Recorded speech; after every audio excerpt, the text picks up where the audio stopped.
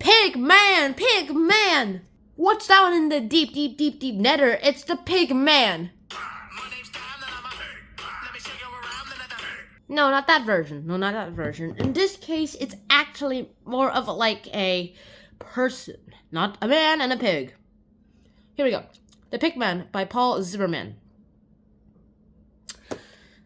This book has been written case for a lot of years. It's been like half a century since this book was first published. It was first published in like 1968. So this edition is the 50th anniversary edition. So this was published in 2018, and so nowadays it would most likely be like 55 years old, and that's pretty old for a book.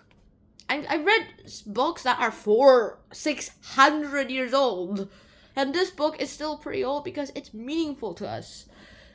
The Pigman is a story about, well, turns out the main theme is love, and I do not really like love stories. I like science fiction story. If it's still a love story, but if it's still a science fiction story, I would read it. But in this case, also mainly about friendship and what you seem to read about it.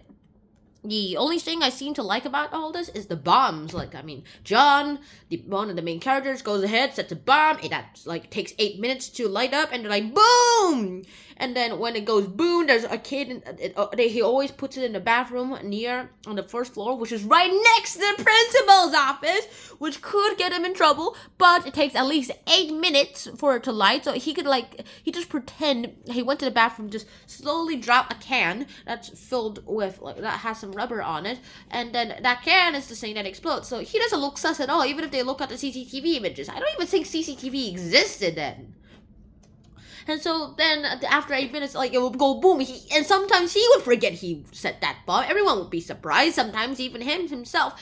And then all the principals go, and then the principal goes there, and they're like, and then like, because it's right next door, and like, what is going on here? And most of the time he does it because of this.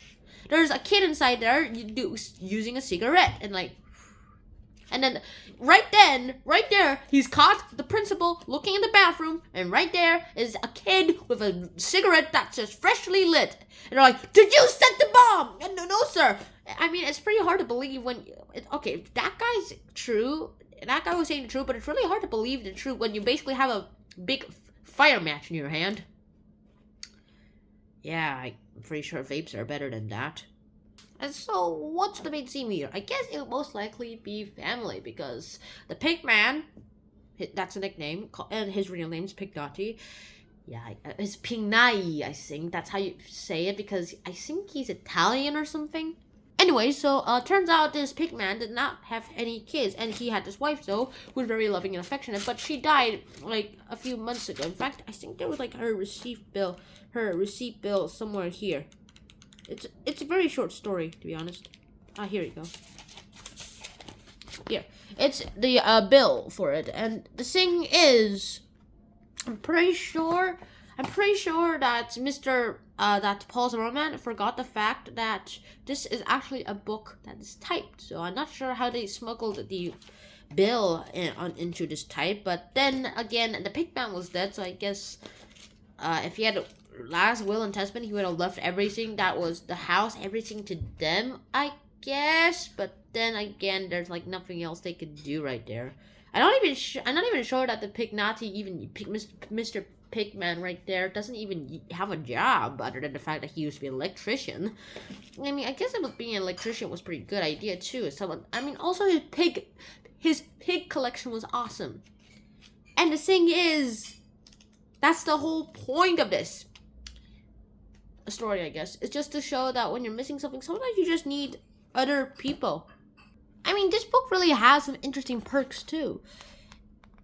Like when the old man and John and Lorraine, that turns out that's her name, Lorraine, goes ahead and they find their little friendship being a really good idea. They go ahead and find out that they each have trust in each other, and they go teach each other things. I mean, sure, they eventually come clean and say, we're not charity workers, we're just high school kids who want an old person. Like, we want some friends too. And sure, they have each other, but they've never been, like, big friends until they've met the Pigman. They've decided that they will always go ahead and tell each other the stories of the Pigman and document them, always.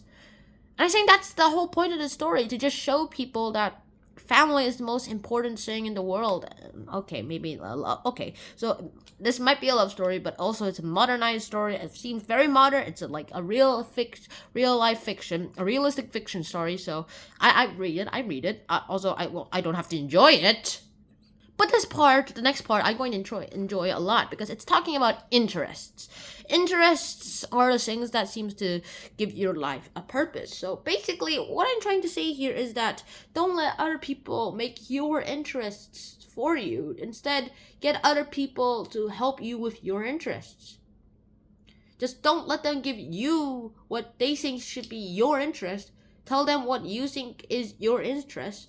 And then tell them it. Don't care about them if they say that's a bad job in your dreams. Do you know how hard it is to be dad? And do you know how hard a dad is to be right? Yeah, I mean, everyone's stressed out.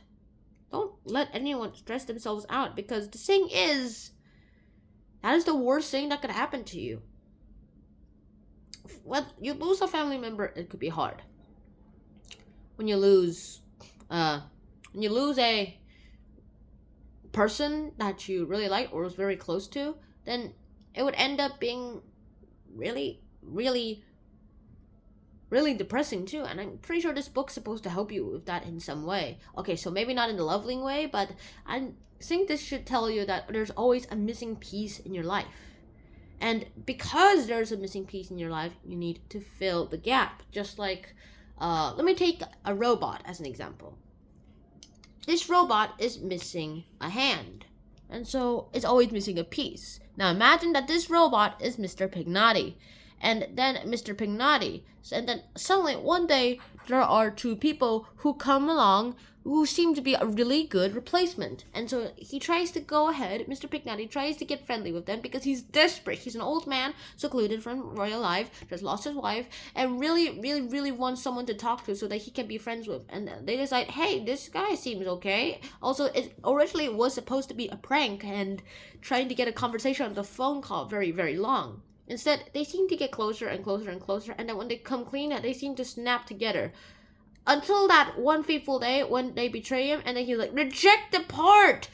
It betrayed me. And then suddenly, one day, this thing falls apart, and then this thing is lonely again. So what I'm thinking of right now is that when you find your missing part, always try to keep it together and always try to keep onto it. And then when you go away and when you die and that missing part is gone, before that happens, teach that missing part how to grow up to be like you. They'll probably miss a part. When you fall away, but then there'll be other missing parts, and then this knowledge will always be shown to other people, always be pondered and told and expressed and moved on to the next generation.